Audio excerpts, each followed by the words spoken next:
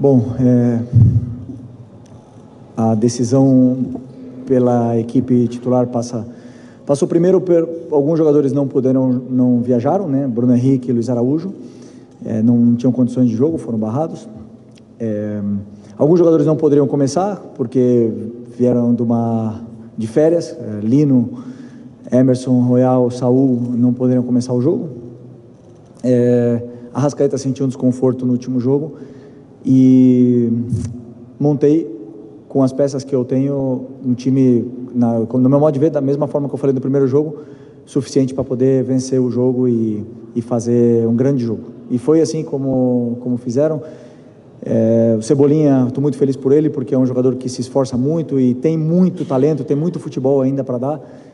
Fez um grande jogo e não era fácil para ele nesse campo sintético, onde um jogador que teve uma lesão de tendão de Aquiles tem que passar por esse processo de jogar em campo sintético. É uma pena na Série A do Brasil acontecer isso, mas foi um muito bom primeiro tempo.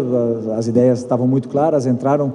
Poderíamos ter feito mais, mas claro que não é fácil, né? O Atlético Mineiro é uma grande equipe e eu também já aproveito aqui para parabenizar eles pela classificação, parabenizar o Cuca pelos 3 jogos em alto nível que disputamos agora nessa semana, e nós temos que pensar para frente. Sobre a disputa de pênaltis, eram os jogadores que batem melhor, os que estavam disponíveis e os que estavam mais confiantes para bater.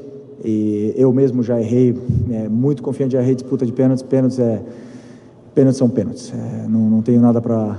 A linha é muito fina entre a vitória e a derrota, então a única coisa que eu tenho a dizer é que eu sinto orgulho dos jogadores que foram lá pegar a bola e com coragem para bater. Boa noite, Felipe. Rodrigo Lima, Colón do Fla. Falando dos últimos 3 jogos entre Flamengo e Atlético Mineiro, o Wallace Yan foi um dos principais personagens, né, por conta de tudo que envolveu ali o jogador, com os jogadores principalmente do Atlético Mineiro. E hoje, na disputa de pênalti, ele foi um dos cobradores do Flamengo que acabou perdendo o pênalti. Queria saber para você o motivo ali de ter escolhido, mesmo com essa pressão ali em cima do garoto, e como foi a reação já dele de imediato, assim que chegou agora no vestiário, com os companheiros, como é que foi a reação de todos com ele ali? Obrigado. Primeiro que ele é um jogador que tem muita personalidade, não se esconde, não se acanha para ninguém, e por mais que ele tenha agora sido o foco das atenções, Lianco não é santo, o goleiro Everson não é santo, o Hulk, todos eles provocam e também entram nessas coisas de jogo, de alto nível, de alto rendimento, ninguém quer perder e é absolutamente normal. O importante, como eu falei, que não tenha violência, que não passe disso, dos dois querendo ganhar, e o Atlético Mineiro venceu nos pênaltis, né?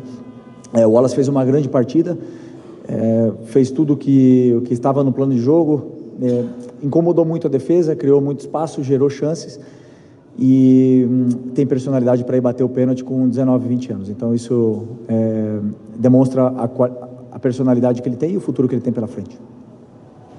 Aqui à sua esquerda, Richard Souza, TV Globo. Felipe, foi o melhor jogo do Flamengo no pós-Copa do Mundo de Clubes, ou um dos melhores? Acho que o do São Paulo ali também foi um jogo muito positivo, mas queria saber a sua opinião. E agora, com uma competição a menos, o que você vê de possibilidade, o que isso implica, o que isso abre de possibilidade para você na sequência de Brasileiro e Libertadores, já que você tem um grupo que tem sofrido com questões físicas também, enfim, reforços se adaptando? Bom, primeiro que, como você falou, se foi o melhor jogo pós-Copa do Mundo, e essa semana eu acompanhei um pouco, junto com o Paiva, as narrativas que se criam, dizendo que o Flamengo está mal depois da Copa do Mundo, né? Isso eu escutei muito, onde se pegam 600 minutos de jogo de futebol e se resumem em uma frase: o Flamengo está mal pós-Copa do Mundo. Isso é um absurdo, uma mentira. O jogo do São Paulo foi um jogo absolutamente completo, dominante. Depois o primeiro tempo do Ceará foi um espetáculo, o primeiro tempo do Santos foi um primeiro tempo muito bom. O jogo contra o Fluminense foi um jogo absolutamente controlado, o Fluminense não chutou no gol, eles também não deixou jogar, o Inter de Milão também não jogou contra o Fluminense. O Atlético Mineiro, desafio a vocês irem olharem quantas goleadas o Cuca tomou nos últimos 5 anos, mais de 3 gols, e vocês vão se surpreender, para vocês verem se é fácil jogar com uma defesa contra o time como a defesa do Cuca, que por ser brasileiro, é subestimado, porque isso me deixa triste, porque se resume tudo em uma simples frase, e não é verdade. O meu time está bem, vão ter jogos melhores, vão ter jogos piores, vão ter viagens mais longas, vão ter desgaste, vão ter lesões, vão ter desfalques, e o time vai jogar alguns dias muito mal e outros dias vai jogar muito bem. O importante é a gente saber realmente, o que eu tento passar para os jogadores, o que está sendo feito dentro do campo, e eles sabem bem e nunca deixaram de acreditar na ideia. Então esse é o meu trabalho como treinador, e simplesmente não se resume simplesmente a um momento, porque quando a gente ganhou no Atlético Mineiro no Brasileiro, eu li também que o Flamengo era o líder pós-mundial do Brasileiro, não sei se eram 10 pontos, uma coisa assim, então, ou sei lá, não lembro agora, mas quando os resultados positivos não vêm, temos que aguentar, fechar a boca e trabalhar, e é o único caminho que nós temos. Mirassol, a única que importa é Mirassol, a única que está na minha cabeça. Felipe, tudo bem? Pedro Torre, ESPN. Queria te perguntar até que ponto o jogo ser num gramado sintético impactou nas tuas escolhas, na escalação, porque, não sei se você concorda, me parece que os jogadores recém-chegados da Europa, especialmente ali o Saúl e o Lino, talvez tenham sentido isso, não renderam o esperado, parecia ter até uma certa dificuldade, e a saída do Plata também, a modificação... Eu não estou escutando, pode ir mais perto. Oi. Isso, agora sim. Desculpa, vou repetir inteiramente. Até que ponto o jogo sendo gramado sintético impactou as tuas escolhas, as modificações, e me parece que os jogadores que vieram agora, recém-chegados da Europa, sentiram um pouco o gramado sintético, Saúl, também o Lino, enfim. O que você acha disso, até a saída do Plata, Saúl, o que você imaginava por ali? Obrigado. O Plata pediu a substituição, parece que estava com problema na parte lumbar, não sei ainda, tem que ver com os médicos. Eu particularmente não poupei nenhuma peça pensando no sintético, né? Claro que existem jogadores que têm problemas nas articulações, que sofrem com isso, mas todos se colocaram à disposição de participar, né, do jogo. Como eu falei, algumas escolhas que eu fiz, por exemplo, Lino, Saúl, Emerson, não estavam em condições de repetir, iniciar o jogo, então preferi ter 30 minutos eles bem do que ter 60 minutos e com risco de lesão e ter uma queda de rendimento. Então essas coisas são bem planejadas antes do jogo. E o Arrascaeta, como eu falei, ele teve um desconforto no último jogo, onde também sabíamos que tinha um certo risco ele poder jogar hoje. Por sorte jogou e não sentiu piora, né, na lesão. Mas o gramado sintético, eu já falei na outra vez, Série A é uma pena, para o espetáculo, uma pena que isso aconteça, e infelizmente clubes grandes, os grandes do Brasil estão fazendo isso, Botafogo, Palmeiras, Atlético Mineiro, e na qual vai ser muito difícil poder fazer alguma coisa, né, quando são os grandes que começam a fazer esse movimento. Então, aceitar e esperar daqui a muitos anos a proibição e a mudança. Felipe, tudo bem? Boa noite aqui na frente. Gabriel Alfa, canal Paparazzo, Rubro Negro, Revista Placar. Felipe, a gente tem hoje uma infinidade de perguntas que a gente podia fazer sobre o jogo, sobre o resultado, mas eu queria te perguntar, sei que o torcedor ainda está muito de cabeça quente, mas o que você pode fazer para tentar blindar o Wallace Yan das críticas? Que ele vai receber críticas, ele vinha sendo um dos principais jogadores, a gente viu na história do futebol que muitos jogadores de base acabam sendo, entre aspas, queimados em cima da hora. A gente viu o jogador da base do Flamengo sendo vaiado no Maracanã porque fez uma partida ruim, de várias boas. O que você pode falar, especialmente para o Wallace Yan, para ele se blindar talvez um pouco desse momento, ele que vinha fazendo grandes atuações desde a Copa do Mundo de Clubes, foi o artilheiro do Flamengo lá, por conta de tudo que aconteceu hoje. Obrigado. As críticas, elas fazem parte do crescimento dos jovens, do crescimento do atleta profissional, e quanto melhor ele possa lidar com as críticas, Matheus, Lohan, Cleiton, João, todos os jovens, né, Everton Araújo, que passam por críticas, quanto melhor eles lidarem com isso, cada um tem a sua forma e a sua maneira de fazer, quanto melhor eles fizerem isso, maiores como jogadores de futebol eles vão ser.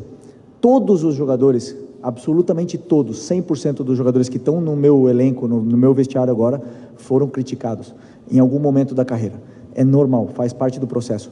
Ele tem que assimilar o antes possível, não deixar se abater e voltar mais forte. E não tenho nenhuma dúvida que ele vai estar mais forte. Felipe, boa noite. Emanuele Ribeiro, do GE. Globo. Não acho que é uma coisa que você acompanha, mas a gente acompanha um pouco da discussão de torcedores nas redes sociais, também nas ruas, e nos últimos jogos a gente vê uma certa insatisfação com o desempenho do time, né? Você sempre fala isso, que a cobrança do torcedor do Flamengo é sempre grande, porque o torcedor sabe o que o Flamengo pode entregar. E hoje a gente viu o Flamengo realmente com uma energia diferente. Acho que as suas escolhas, tanto por causa da questão de desgaste, mas também pela montagem do time em função do que o Atlético apresentou nos últimos jogos, a gente viu um time que conseguiu fugir, vencer essa marcação do Galo, conseguiu se movimentar muito bem na frente, principalmente no ataque. Como que você vê essa cobrança dos torcedores? Esse jogo de hoje é uma prova de que o Flamengo pode fazer alterações, pode usar melhor o seu elenco e também apresentar essas variações que a gente vê que estão sendo cobradas? Obrigada. As cobranças da torcida, do torcedor do Flamengo, rede social nem comento, porque é a selva, né? É uma loucura, porque se você se guiar pelas redes sociais, não está a verdade ali, né? Tá as pessoas colocando tudo para fora o que tem. A verdade, ela está no estádio, quando você joga, e o torcedor, ele ali no estádio, ele tem toda a forma de transparecer o que ele está sentindo, com vaias, com aplausos, com protestos. Então, e ali por onde a gente seguia. Como eu falei para o teu companheiro anteriormente, sou muito racional com o que está acontecendo. As críticas, por exemplo, o jogo do Ceará, onde a gente foi muito criticado, foi um grande primeiro tempo, grandíssimo primeiro tempo, contra um time que venceu o Cruzeiro fora de casa, né? E sem esquecer, então eu sempre tento falar para os jogadores e tentar falar a realidade de uma maneira muito racional para eles. O que está acontecendo? Que o Flamengo hoje é líder do Brasileiro com um jogo a menos. Essa é a verdade. O Flamengo não vai jogar bem sempre, não vai. Aí, quando não joga bem, a responsabilidade é toda do treinador, toda. Eu sou o responsável por fazer esse elenco jogar bem, sou eu. E eu, sim, lido muito bem com as críticas, mas eu também te digo, sou muito racional no que está sendo feito. Então, muitas vezes, eu gosto de falar para eles, por mais que perca o jogo e joguem mal, jogue bem, eu falo para eles. Ou se, ao contrário também, ganha e joga mal, eu falo também. Porque a gente tem que saber o que está fazendo, e só a longo prazo que vamos saber realmente o que vamos conquistar. Temos aí 6 meses ainda e não podemos deixar uma onda levar nós para baixo do mar. Então nós temos que tentar sempre botar a cabeça no lugar, saber o que está sendo feito, como a gente está dominando os jogos, se a gente está defendendo bem, está atacando bem, está criando chances, não está sendo, a nossa fase defensiva está boa, está ruim, e com isso a gente seguia para tentar vencer os jogos e continuar evoluindo dentro da competição, que é muito larga, ainda faltam muitos jogos.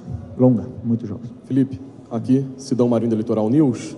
Flamengo eliminado da Copa do Brasil, ganha algumas datas para descanso dentro do calendário. Desde o início da temporada tem se falado sobre a prioridade, Campeonato Brasileiro e Copa Libertadores da América. Você acredita que pelo elenco que tem, pelas contratações que foram feitas, o elenco que já tinha na equipe do Flamengo, a volta dos lesionados, esse espaço maior para treino, Brasileiro e Libertadores não são apenas prioridades, mas se torna uma obrigação para essa equipe, pelo investimento, pela estrutura e pela expectativa gerada dentro do torcedor, ou as duas ou pelo menos uma? Você acredita que tem que tratar como obrigação a partir de agora uma conquista? Me desculpa, mas nós somos obrigados a trabalhar o máximo possível, mais duro que a gente puder, dar a vida pelo Flamengo. Essa é a nossa obrigação, essa sim. Ganhar a gente não controla, o resultado ninguém controla, nem eu, nem o Abel do Palmeiras, nem o Cuca do Atlético Mineiro, nem o Jardim do Cruzeiro. Não controlamos o resultado. Nossa obrigação é dar a nossa vida pelo escudo do Flamengo, trabalhar e colocar sempre o Flamengo como prioridade, e com o elenco qualificado, como você bem falou, nos dá o direito, nos dá a condição de brigar pelos títulos. E pode ter certeza que esse grupo aqui vai lutar até o final. E eu tenho muita fé, muita confiança nesses jogadores, confio a minha vida neles, que eles que a gente vai fazer uma grande temporada aqui até o final.